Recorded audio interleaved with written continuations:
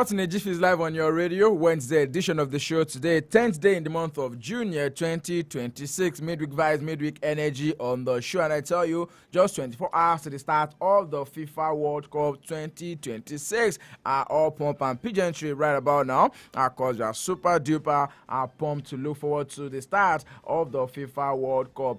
Someone is saying that the opening match is going to be tonight because of the game between the Super Eagles of Nigeria and the Portugal. That's going to be played about 8:30 p.m. Nigerian time later tonight. But then, the opening match of the FIFA World Cup is going to be between South Africa and also Mexico right there. But for Nigerians who feel that the opening match is the one that will be played, that friendly, that will be played later this evening. Plenty of thoughts coming through from the world of football on the show this morning. I've got our thoughts on the breakfast menu for you in the world of tennis. Serena Williams are now back on tour, winning our first doubles game at the Queens yesterday, teaming up with Victoria Mboko to get that particular win in the doubles yesterday. And a couple of fans are already giving her a C- or maybe a B. That's talking about rating her performance from that particular game that she played yesterday. Some people are saying that she's back like she never left. Other thoughts coming through from the world of basketball on the show this morning. And plenty of talks from athletics talks on the show. Sports in a Jiffy on Empire Radio 102.1 FM. Don't forget that we serve this package Mondays through to Fridays from 10 a.m. down to the flip side of 10. We call it your early morning sports tonic. Whether you're a sports person or you're just someone that loves the thrill of the game or you're an athlete yourself, I tell you what, this is the best place for you to be because the early bird has gone around the world to catch the scores. And I am more than willing to serve it to you. I'll be doing it fast, but out of fact, and I'll be making it compact or listening pleasure. Here's a short reminder that I can keep track of this update and more by following us across all social media platforms. We are currently live on our Facebook fan page at iImpact Radio 102.1 FM and also on our YouTube channel at iImpact 102.1 FM. Later this evening at about 6 p.m. down to 7 p.m. with time for us to go straight into the world of sports once again. That's going to be the second installment of the show for today. Then we'll be able to do 1 hour of banter, 1 hour of rage, 1 hour of views, reviews, and all of the interviews. And trust me, I'll not just be the only one on the show this evening. I'll be having my team of guys that will be together. Will be dissecting all topics and as well previewing the World Cup matches group by group later this evening. Plenty of talks concerning the FIFA World Cup already.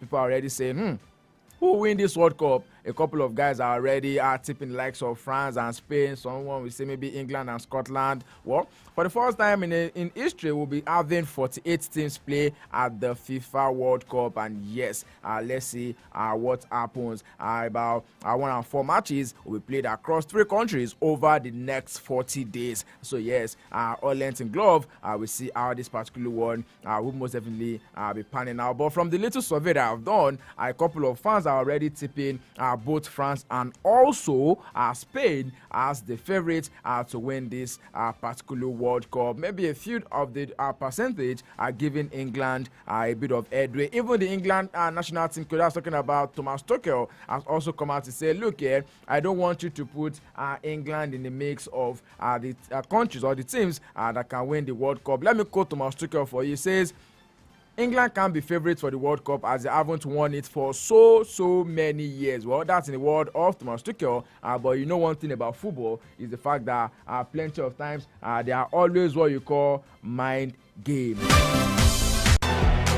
Well, let's start from the home front on the show this morning. Just as we always do it on this particular show, we tell you that charity, they say, begins from home, and that's why we'll be starting with us coming through from the Nigerian home front. Currently on the way this morning is their NWFL Super 6. The matches are currently being held right there in Rivers State. The top 6 teams from the Nigerian Women's Premiership are coming together to play the Super 6, where they will be having one winner that will now be representing the country right on the continent. That's talking about the global stage. Any team that comes out of that particular one will be the one that will be playing in the CAF Women's Champions League. A couple of matches are currently on the way, and I'll be giving you the result of those matches before I wrap up this show this morning.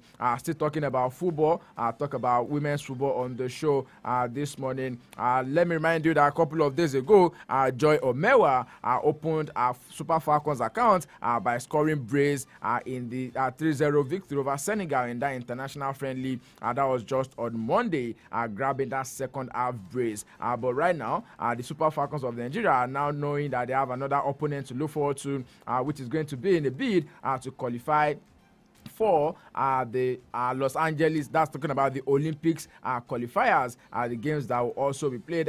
Just yesterday it was said that the team that the Super Eagles the Super Falcons will be playing against next is going to be Comoros, that particular team that is said qualified to this next round by winning their own game, thumping their opponents 30-0. That's on aggregate win 30-0. That's how they have been able to find themselves in the next stage. And yes, the Super Falcons will most definitely be prepped up to face this team. Comoros beating Sudan 30-0 right on aggregate in the Olympics qualifiers. We look forward to see how they're going to pan out. But then quickly, still taking more thoughts coming through from football on the show this morning.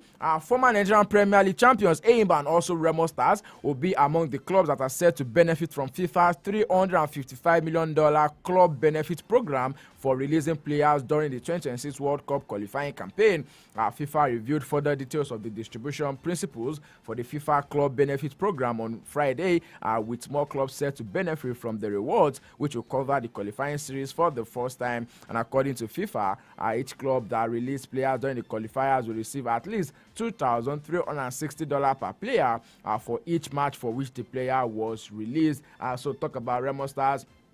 Recall that some of their players were part of the Super Eagles during the FIFA World Cup qualifiers, and also same with Enyimba. I remember that there was Sadiq Ismail of Remo Stars. I think he was there for about 2 matches.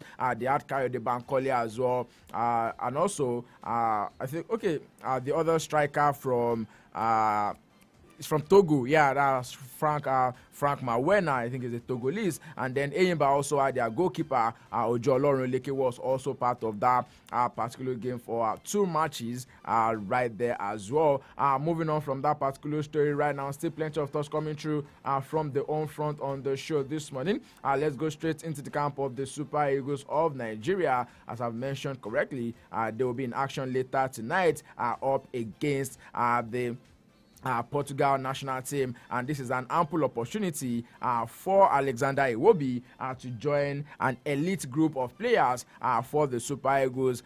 You have just Joseph Yobo, Vincent Enyama, and also Ahmed Musa, the 3 players who are on 100 caps for the Super Eagles of Nigeria. Talk about Joseph Yobo having that 100 caps, playing for the Super Eagles between 2001 to 2014, scoring 7 goals as a defender. You also have Vincent Enyama, who had about 101 caps, played for the Super Eagles between 2002 to 2015, also having about 13 years with the Super Eagles of Nigeria. And then you have Ahmed Musa, who has 111 caps, scoring 16 goals, played between 2010 and 2025. And right now, Alexander Iwobi also has a chance later tonight to get into that elite category. Currently, he's on 99 caps, and by the if he does play this game tonight, then he's going to be making that 100th appearance. And since 2015, that he's been playing for the Super Eagles of Nigeria, he scored 10 goals in the process. Plenty of thoughts coming through from that particular game tonight, with the coach of the Super Eagles of Nigeria, Eric Cho, also having a bit of talks with his boys ahead of this particular game, saying, should I say, is echoing the words of the skipper of the team that's talking about Wilfred Ndidi, who believes that, look here, we just have to go all out in this particular game against Portugal right there in Leira later today. Portugal will be hosting the Super Eagles at that 29,000 capacity stadium in what will be their second meeting in just 4 years. Portugal coach Roberto Martinez is also expressing a bit of confidence going into this particular send-off encounter, considering that he has all his aces available. Don't forget that he has the 5-time Ballon d'Or winner Cristiano Ronaldo, goalkeeper Diogo Costa, defender Delson Semedo, all available to play in this particular game. And yes, Roberto Martinez is also saying that he's wary of the threat that the Super Eagles of Nigeria might be posing for his boys in that particular game later tonight. We look forward to see how it's going to pan out. Just like I mentioned, for a lot of Nigerian football fans, we believe that this is the opening match of the FIFA World Cup. Then whatever it is that Mexico and South Africa will be playing tomorrow, it is on them. But for us, this is the opening match of the FIFA World Cup. Let's move away from that story right now quickly with Skidado back to Europe, and I'll start with us coming through from the world of tennis. Like I mentioned to you yesterday, Serena Williams returned or came out of retirement to play at the Queens, playing in the doubles with Victoria Mboku, and most definitely they got a win together in that particular one, rolling back the years at the Queens.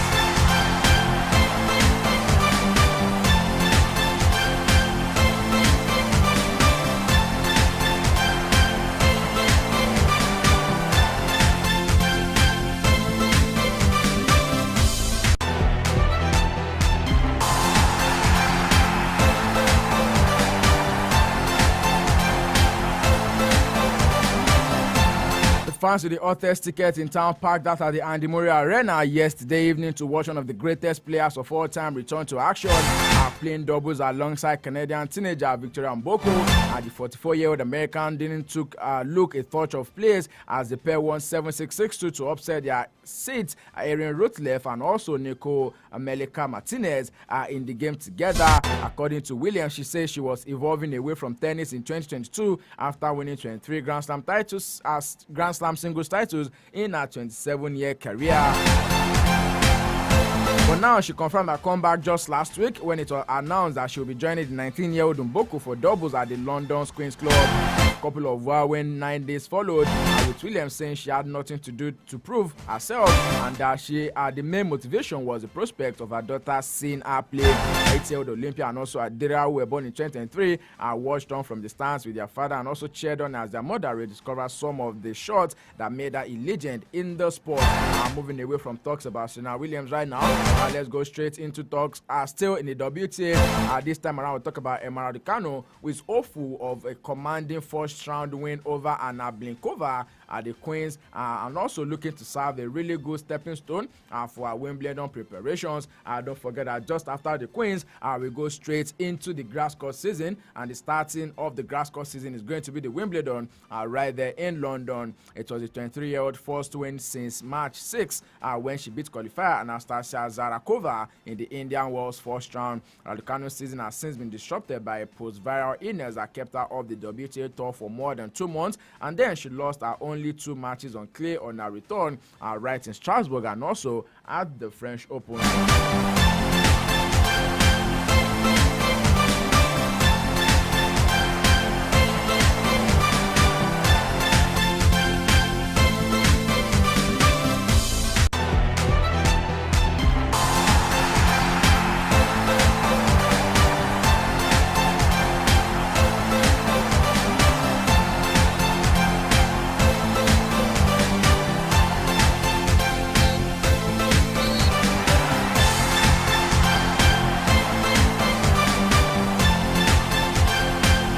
Moving on now, let's go straight into the world of basketball on the show this morning, where San Antonio Spurs star Victor Wembanyama will not receive a flagrant foul for a shove to the upper body of Knicks guard Jalen Brunson in the Game 3 of the NBA Finals. A league spokesperson has mentioned to newsmen just this morning Wembanyama will stay at 2 flagrant points in the postseason.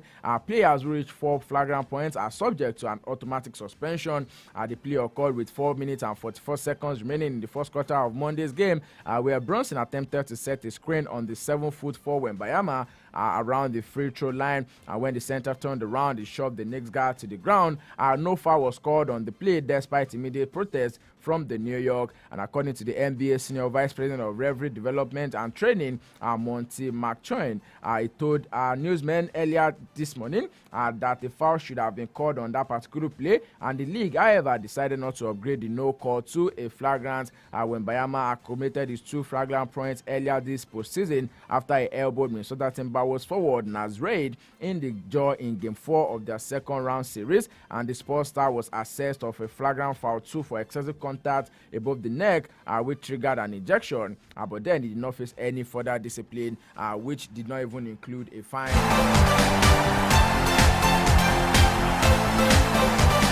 moving on from basketball talks on the show this morning, let's quickly go back into the world of football. Before we go back into talks about the World Cup, let's take a stop right there in Madrid, right at the Santiago Bernabeu. Just yesterday, the Real Madrid hierarchy said their BYs to Alvaro Arbeloa, the man who took charge of the side till the end of season last year after he took over from Xabi Alonso. But then it's not yet confirmed. But with every pointer, it looks like Jose Mourinho will be back at the club after 13 years. Don't forget that Jose Mourinho has also said his BYs to Benfica, while Benfica have also now announced Marco Silva, the former Fulham manager, as their own new head coach ahead of the new season. Real Madrid will be looking to reset after a disappointing campaign, which saw them finish 8 points behind Barcelona in La Liga. However, don't forget that they sacked their manager, Xabi Alonso, in January, and also they ended the campaign without a major trophy for the second straight year. The last time President Florentino Perez endured consecutive seasons without important silverware, he was made to resign at that time. That was back in February 2006. But this time around, he called elections and emerged with a mandate through to 2013, albeit with a smaller margin of victory than many expected, between Eric Rukeme by around 30% of the points. And now a big summer is now beckoning on Real Madrid. Talk about full of key decisions that will start with the choice of the manager, and then it's going to go through the contract renewals and also potential new signings. But right now, I tell you one thing for free, that is very hard to imagine Real Madrid making 3 empty-handed years. So it can be said that Real Madrid will be looking to go all out at this particular time.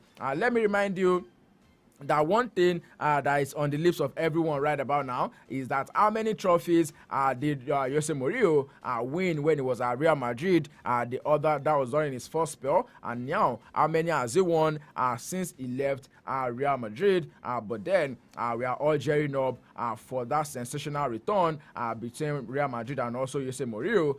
Drama-filled relationship. Let's not lie to ourselves. But then it looks to be renewed after 13 good years.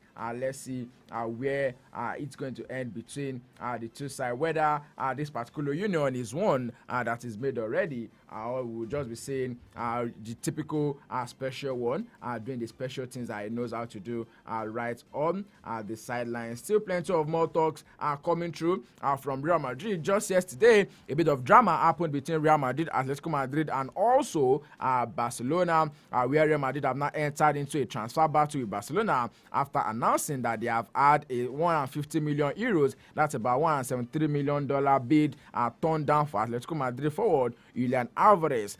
Madrid President Florentino Perez, who was re-elected on Sunday until 2030, had announced last Friday he would make a 150 million euros offer for a player this week, and of course he did that, making sure that they made that bid for Julian Alvarez, who is currently a target for their El Clasico rivals Barcelona as well as Arsenal and also Paris Saint-Germain. Atletico responded immediately, saying they would not consider any offers for Alvarez, and they did not just even respond formally. They went on their social media page, that's talking about their ex, and then they quoted the particular post from Real Madrid. You need to see that cryptic post. That is just to tell you that look here, we mean it when we say that we will not honor any deal that you are bringing to us concerning this particular player. That's talking about Julian Alvarez. Plenty of more transfer talks are making the rounds right now with likes of Manchester United looking to bolster their squad ahead of the new season, especially talking about the goalkeeping ranks. Plenty of talks right now about Dalo, that's talking about the Leeds United goalkeeper, and also Sam Johnston, the Wolverhampton Wanderers goalkeeper. Don't forget that Wolverhampton Wanderers have dropped down to the second tier league, which is now making it somewhat possible for them to get that particular goalkeeper. And also same with Dalo as well, with the two players making up for the homegrown quota, which is one thing that Manchester United are looking to build on right about now. Still more talks coming through from the world of football on the show this morning. Sporting in Jiffy right on Empire Radio 102.1 FM. Still taking a bit of transfer beat, just as we have it on the back pages of the major dailies. It's been said that Real Madrid are scouting for Arsenal Ricardo Calafiori, and as well as Tottenham Hotspur are considering Juventus defender Gleison Bremer to replace Christian Romero, while Manchester United are also said to be chasing Newcastle United's Lewis Hall. Real Madrid interested in the Arsenal and also Italian defender defender. A lot of Arsenal fans are saying that, look here, we don't mind if you come for Calafiori, we love him, but the only thing that will make you to sign Calafiori from Arsenal is if Real Madrid are willing to cough out about 55 million euros. That's going to be about 70 million pounds, because a lot of fans are looking to put the value of both Calafiori and also Trent Alexander-Arnold side by side, and looking at the valuation, maybe just a bit of difference between the two players. Like I mentioned, co-owner Sir Jim Ratcliffe is said that he's willing to satisfy the wage demands of Nottingham Forest midfielder Elliot Anderson, who is currently 23, in order to bring him to Manchester United. And plenty of talks with Manchester United as well, with a couple of transfer bids making the rounds right now, just as we have it on the back pages of the major dailies. It's also still being said that Manchester United are exploring a deal for Fernandes, with West Ham quoting about 80 million pounds for the player. But then the London club are saying that they are in no rush to sell, even with the club right there at the English Championship. Away from transfer bits on the show this morning, let me give you a bit of updates coming through from the FIFA World Cup. Just so you know, the games will be commencing from tomorrow for the next 1 month. We'll be seeing a couple of games being played right there at the FIFA World Cup. A couple of friendlies are currently on the way. Just yesterday night, Argentina were back in action, and not just Argentina, Lionel Messi got on the score sheet and even won a penalty for the team in that particular game that was played early this morning, making his return to join up with the rest of the players. Let me quickly give you a bit of rundown of some of the matches that happened from yesterday and the ones to look forward to today. Last night we have the game between Saudi Arabia and also Senegal, ending in a 0-0 draw. Argentina defeating Iceland 3-0. Iraq losing out to Venezuela 2-0. And later this evening, like I mentioned, it's going to be Nigeria up against Portugal. England will be hosting Costa Rica, and a couple of other games to look forward to. We'll be having the likes of Pakistan and Afghanistan all in actions later today. Sport in a Jiffy right on Empire Radio 102.1 FM, 72.5 of facts, making it compass for a listening pleasure on the show this morning. Don't forget that you can keep track of this update by following us across all social media platforms. We are live on our Facebook fan page at Impact Radio 102.1 FM, and as well join us on our YouTube channel at Impact 102.1 FM. Here's how much we're serving on the show this morning. I say many thanks to everyone who's been a part of the show. Join us later this evening between 6 p.m. down to 7 p.m. on the Sports Up Show, where we'll be doing 1 hour of banter, 1 hour of rage, 1 hour of views, reviews, and all of the interviews. And at that time of the show, I will not be the only one. It's going to be an hour where we'll be previewing the FIFA World Cup for you, keeping you abreast, giving the latest updates coming through from right there in USA, Canada, and also Mexico. Your day, Judge Boy, sign out this morning.